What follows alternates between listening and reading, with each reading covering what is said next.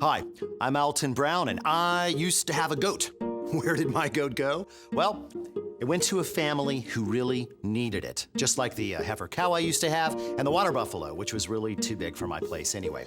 Now, why send livestock? Why not say tractors? Because giving an animal is like giving someone a small business. All that wool, the milk, the eggs turn into income for medicine, school, clothing, a better home, a sustainable livelihood. It even produces fertilizer for crops. And of course, it makes more livestock, because you know, animals make baby animals. That's what they do. The next thing you know, the family that you gave your gift to is passing on the gift of the animal's offspring to another family who does the same thing, and so on, until pretty soon you have helped to lift an entire community out of poverty, all with your gift to Heifer International. That is a recipe for lasting change.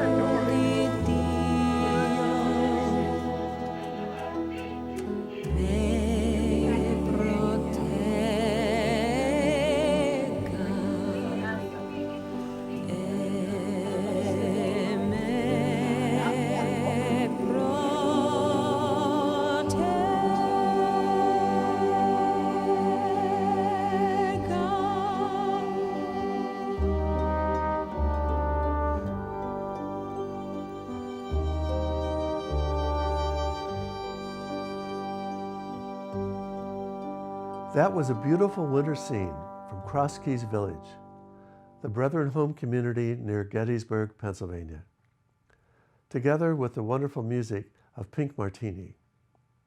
It was filmed about 2 years ago, so it may not look like that right now. And for residents of the Woodbury neighborhood, it's a chance to feel those cold snowflakes again. Hello, I'm Brent Carlson. Welcome to Brethren Voices. Today we are featuring a program that gives some gift-giving ideas and a voice for social justice in our world, at Christmas time or at any other time for that matter. You've already seen one way to assist people to become self-sufficient and to end hunger in our world. The Springfield Church of the Brethren in Springfield, Oregon is home to a SERRV gift shop. It's called Fair Trade on Main. And we visited with Leslie Cease of that congregation to find out more about it. Well, part of the ministry of the Church of the Brethren on this property was developing Brethren community services.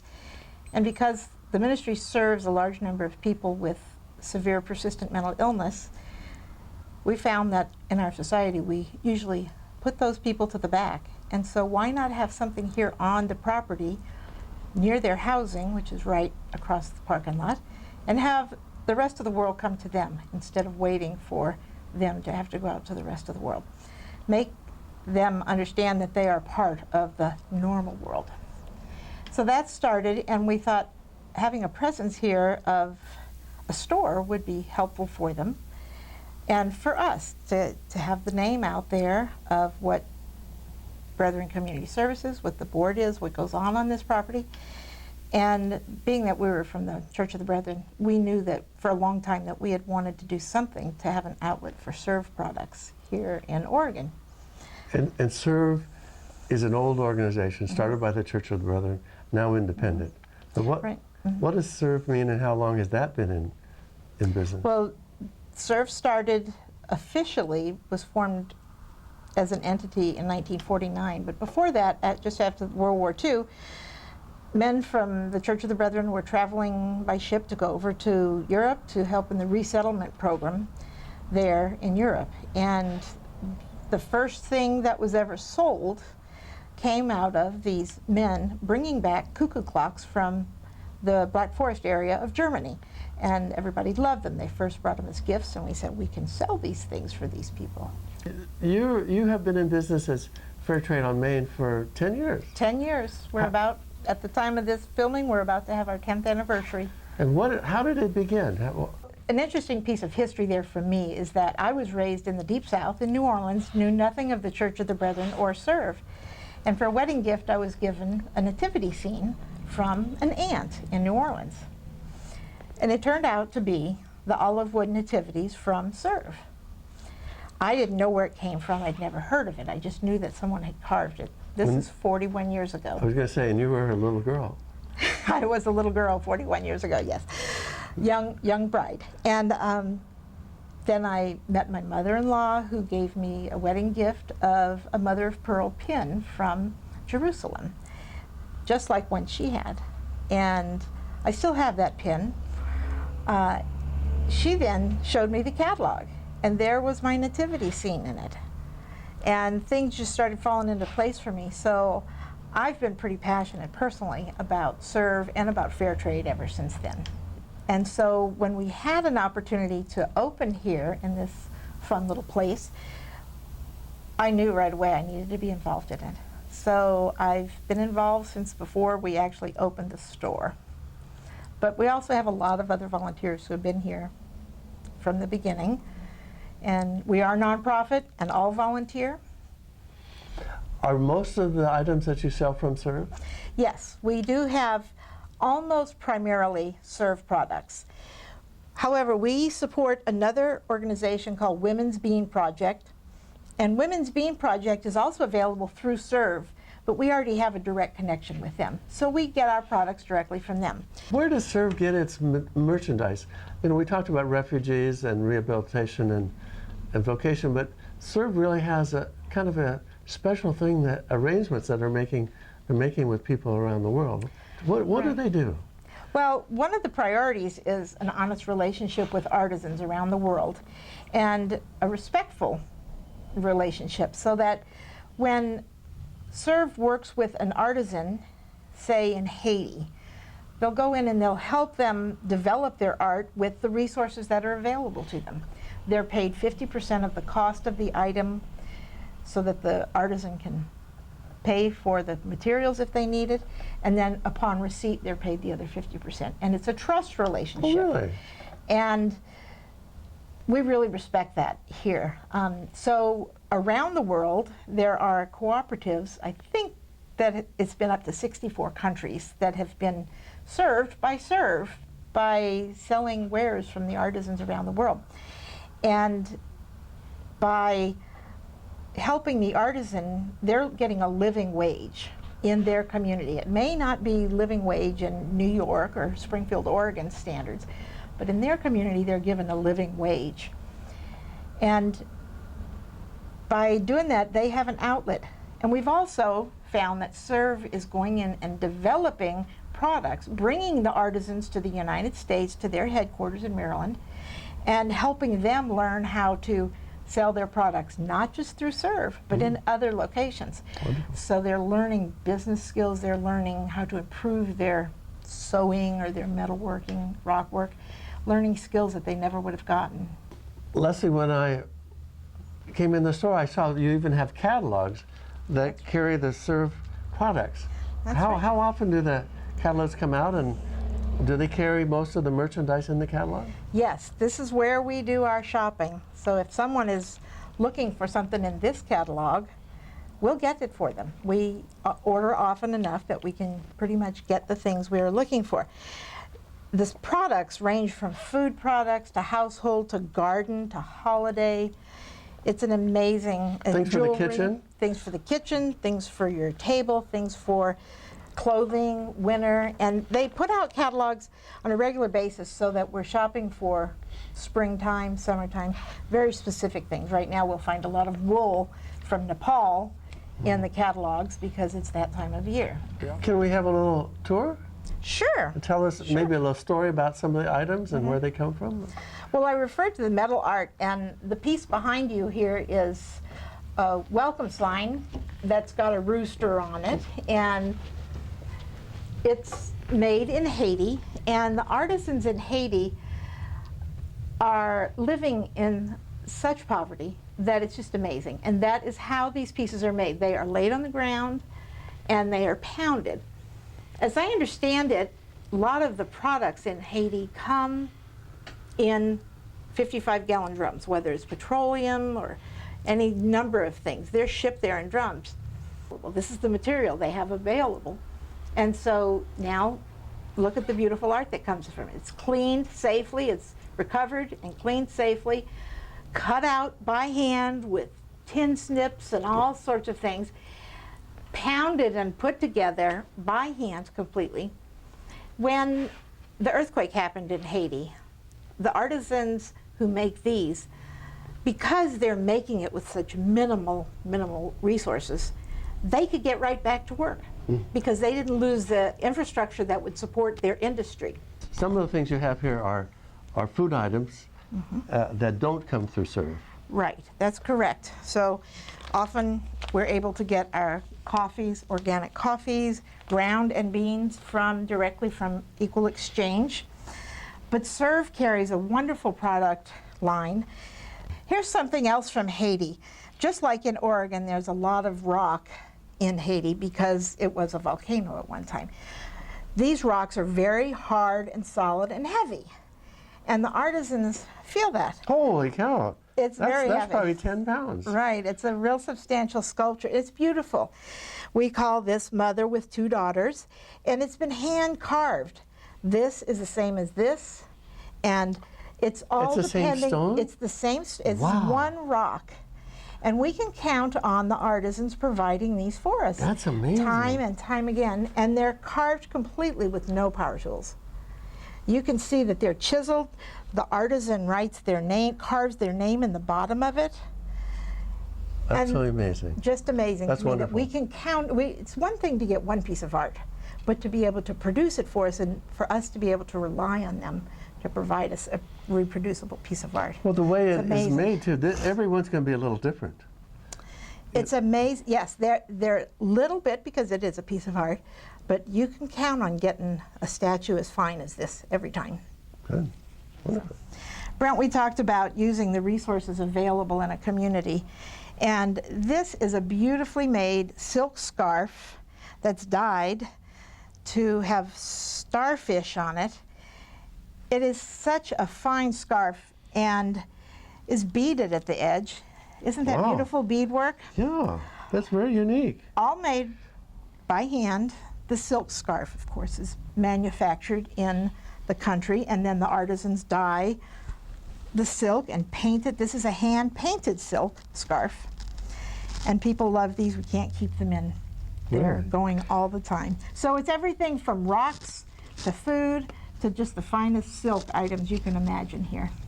Thank you, Leslie. It's been so wonderful to visit you and Thank get you, a tour Brent. of the shop and learn about SERRV and Yeah. Brethren Community Services and what you're doing on Main Street in Main Springfield, Street, Oregon. Springfield. That's right. We're making a statement here. The New Community Project is a brethren-related organization that has one big goal: to change the world by changing the way we relate to the planet and its people. Give a Girl a Chance is a special project active in places like Nepal, South Sudan, and the Dominican Republic, where girls and women get the education and skill training they need to live healthy and productive lives. For girls, in many places, education is the key to a better marriage later in life and a life of opportunity. For millions of women, not having an education often leads to near slave labor working conditions, the sex trade, or poverty. Give a Girl a Chance works with grassroots groups to address the challenges facing women. It may be providing a sewing machine to a women's group, or providing funds for schooling that assists girls to a better way of life. And from now to the end of the year, funds given to Give a Girl a Chance will be matched, so that $30 becomes $60, enough to allow 2 girls to go to school in the South Sudan for a whole year. $50 will become $100, enough to buy 2 goats for a family in Nepal or 2 sewing machines in the Congo. You can double the benefit during this time. Now, we wish to thank Kevin Schatz of Torrance, California for his video contribution about Give a Girl a Chance.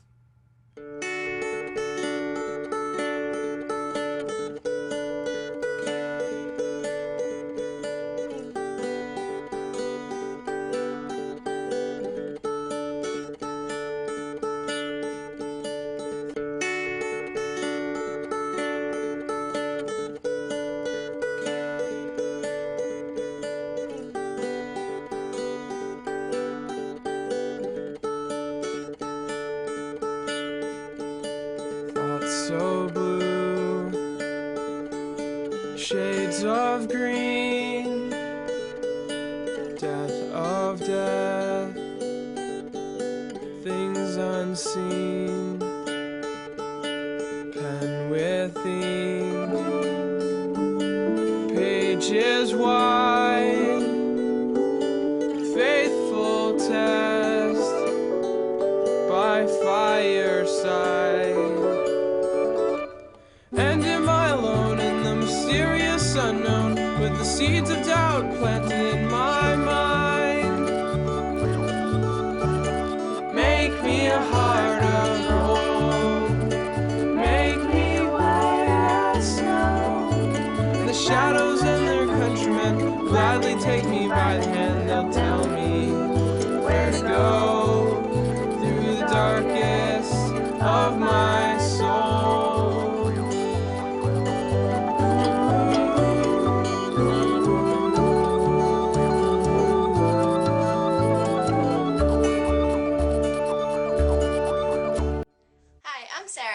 The Give a Girl a Chance program. It's a really amazing way to give girls in other countries a shot at life. It takes them out of situations where they don't have a chance to ones where they're getting an education and they're bettering themselves and they're able to help their communities. I've been to both Sudan and Nepal, and I've seen firsthand what this money goes to and how it helps these girls and how it can really change their lives. Remember that 100% of your donations will go to these girls, and it really, really will give them a chance to have a better life. Make me a heart of gold.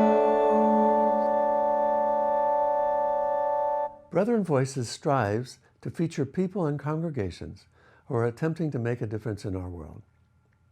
Our faith leads us in many directions. Becoming people who are inspired by their faith to take action is our goal.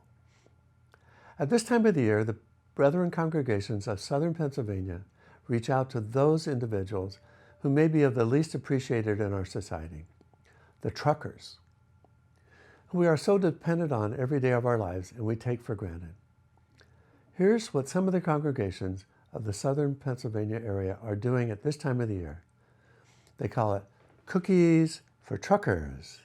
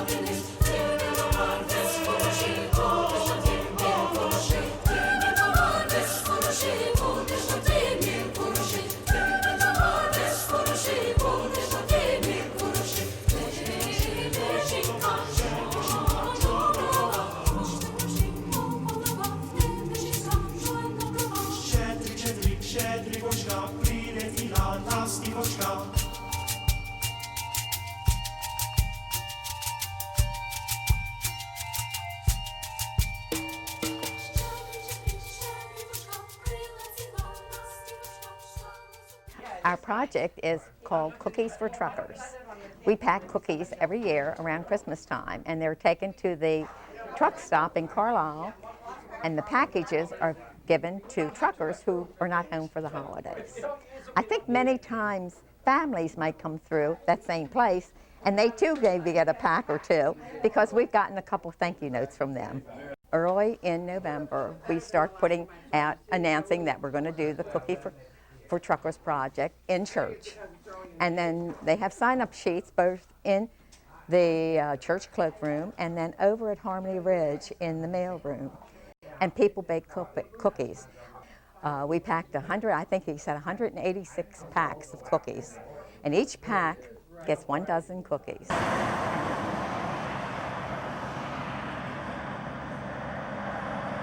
This particular hub area in Carlisle is, they tell us there's more trucks here in this area than anywhere on the East Coast. And every hour of every day, men and women drive big rigs in and out of these truck stops, and they carry virtually everything that we eat, wear, drive, or use. Their job is incredibly stressful. Most of the average over-the-road driver, which is probably at least half of the drivers, is away from home and loved ones for 2 to 3 months at a time. It's not unusual for me to talk to a driver who's been out on the road away from home for 6 months or a year. I call it soft evangelism, because all these guys and gals are in their trucks far away from home. They want to be home, and someone hands them a gaily decorated bag of cookies, and the first thing they say, they're so cynical that people always are taking advantage of them. The first thing they say, universal, is how much? That's the first reaction. And when you say to them, nothing, free, whatever, they don't know how to process it. Several years ago, one of our board members worked for the pilot, and he was a huge man. He was probably 300 pounds. He had a big coat on with a big Pilot logo on his coat, and he had a Pilot hat on with the Pilot logo on the hat. And he was walking into the truck stop, and he felt a tug at his sleeve. He looked down, and there was a driver there, and the driver says, "Do you work here?" And this guy is a guy that always has a smart remark for everything. But he just said, "Yeah, I work here." And the guy said, "What's up with the cookies?" And the guy said, again, typically unremarkable. Normally he would have made some smart remark, but he said, "The cookies are provided for you by a group that loves you, prays for you, and appreciates what you do." And the guy began to weep. He said, "I drive all over the East Coast." He said, "People hate me." And that's probably attitudinal on his part, I would think. But he said, "These people want to do something nice for me?" He said, "I don't get it." I had a young lady call me one day, and she said on the voicemail, she said, told me where she was from, who she worked for, where she got the cookies. And she said, "I'm not very religious, but I really appreciate the cookies."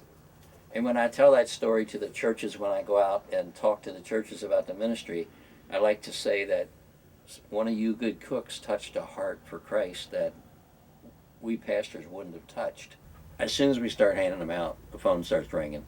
It's incredible. People call to thank us, and it just makes a tremendous impact. It's a wonderful, wonderful ministry.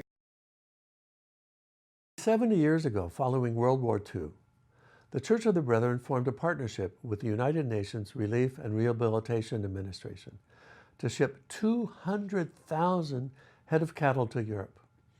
That led to today's international organization known as Heifer International. The Brethren know it as Heifer Project, but many know it as simply Heifer. Its goal is to eliminate hunger in this world, and Heifer has assisted people in over 100 countries during the last 70 years.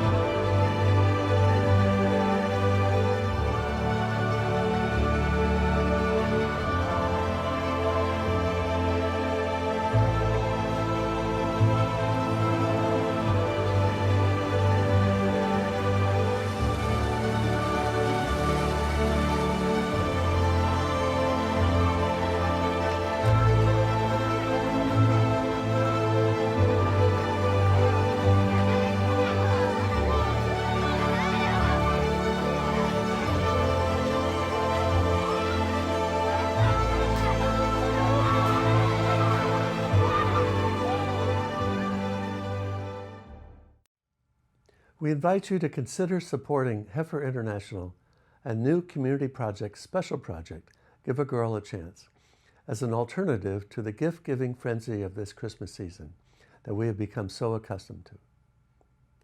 If you do need to purchase a gift, check out the SERRV catalog at www.serrv.com. We invite you to help make a difference in your community. For Brethren Voices, this is Brent Carlson, wishing you peace.